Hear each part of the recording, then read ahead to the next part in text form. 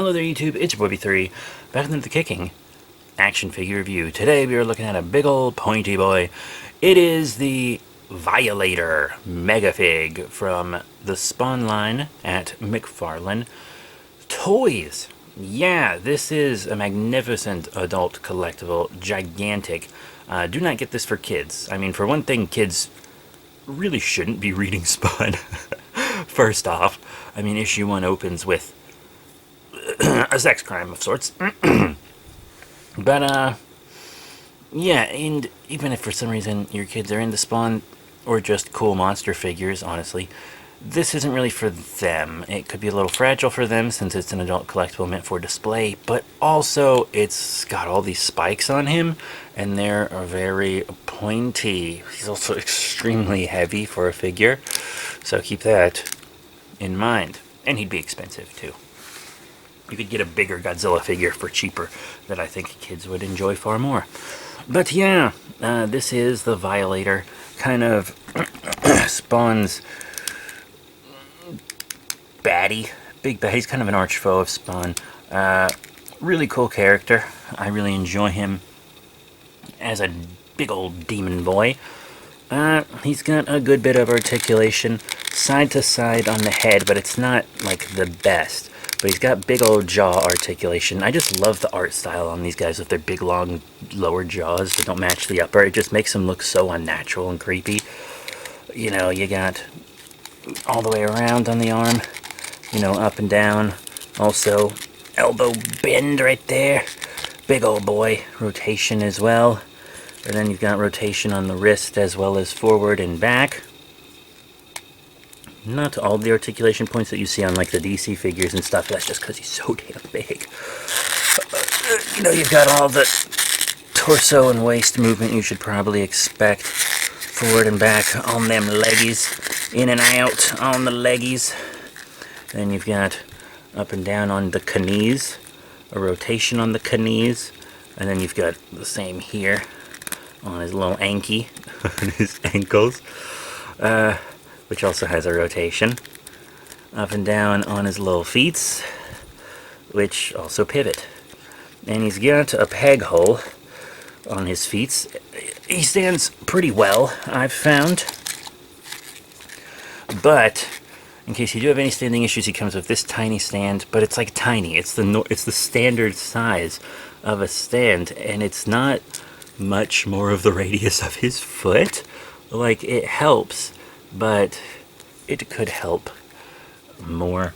I think a bigger stand for the Violator would have made sense. There's no accessories for him, but he doesn't really need any beyond the stand, to be completely honest with you. But yeah, this is the just beautiful work that I've come to expect from McFarlane. McFarlane's detail and paint is usually pretty good. Sometimes their articulation leaves a lot to be desired, but this guy's articulation is good to me. But the detail and paint are just magnificent. I love spines that like come out of monsters' backs. I love that. He's got his little nub tail. You know, detailed and painted at the bottom of his little feetsies. The nails aren't totally painted on the bottom, but the feet themselves are.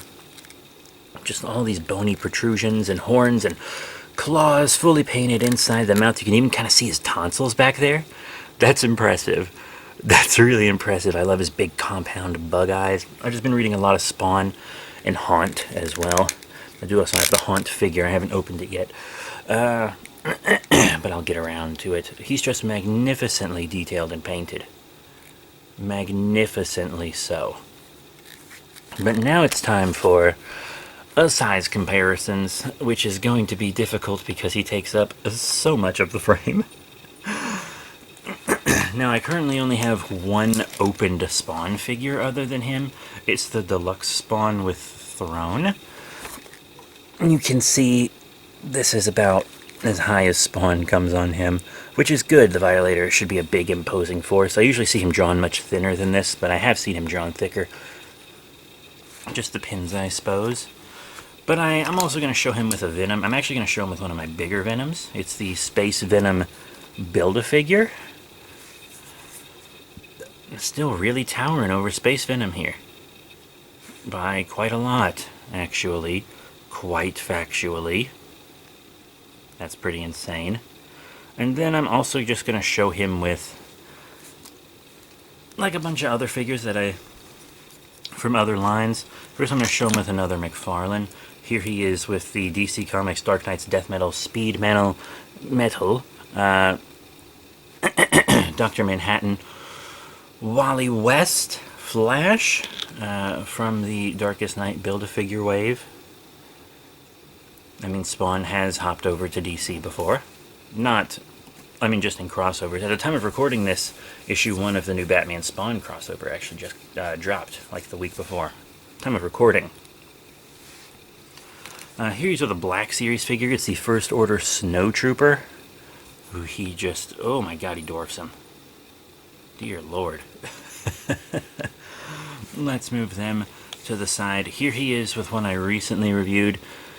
This is the Skull Island Ultimate King Kong from NECA. And of course King Kong would actually be bigger than Violator, but I just wanted to show him with another monster. Pretty cool.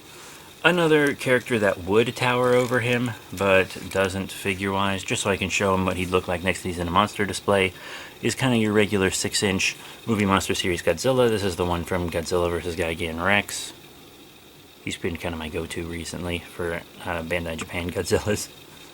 Let's get him out of the frame here. Throw in something, a little manga. Huh? A little manga to go with your... your American indie comic. We have Super Saiyan 4 Goku from the Bandai America Dragon Stars line. Jeez, I mean, I'm sure Goku could blow him away, to be completely honest, but I mean, it doesn't look that way now, does it? Next up, I'm going to show him with a couple figures that I actually think are pretty relevant size comparisons. Here he is with the AVP video game Hunter Predator.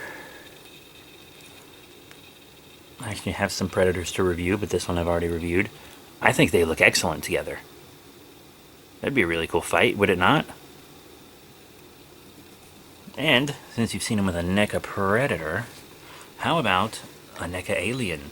The Chrysalis Alien first release. Okay, so they look really cool together too. So, Spawn figures are gonna look pretty cool with your NECA monsters, it seems. Very excited to discover that. Blah, blah, blah, blah, blah, blah.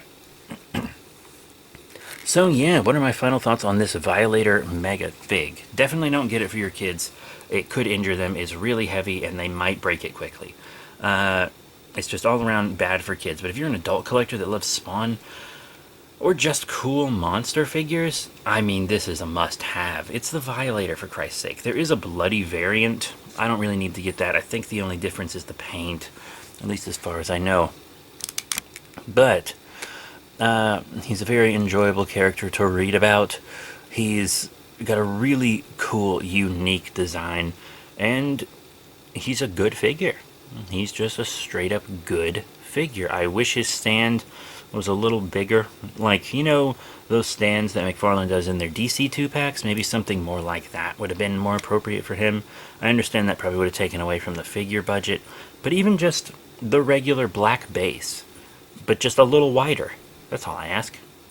I don't need something for both his feet, just maybe what he came with, but a little wider.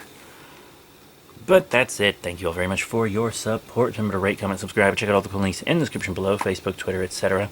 I got more Spawn stuff to review.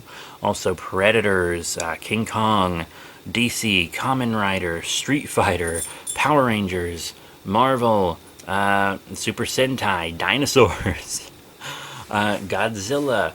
I mean, I'm trying to think of everything here. Ultraman, Universal Monsters, just all kinds of stuff that I think you guys will really enjoy. Even some Ninja Turtles in there. So that's it. Thank you all very much for your support. And I will be seeing you all, you guessed it, next time. Bye for now.